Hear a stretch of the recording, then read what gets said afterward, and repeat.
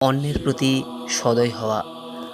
সহৃদয় ব্যক্তিদের তিনি মন খুলে আশীর্বাদ করেন।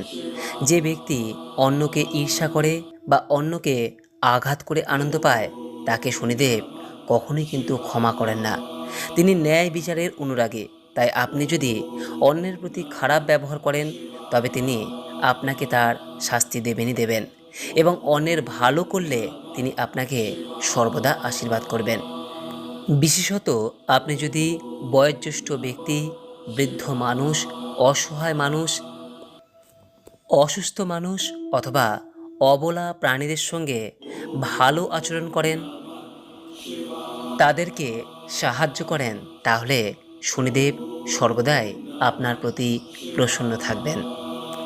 বিশ্বজুড়ে এমন অনেক মানুষ রয়েছেন যাদের থাকার জায়গা নেই, খাবার ঠিকমতো পায় না।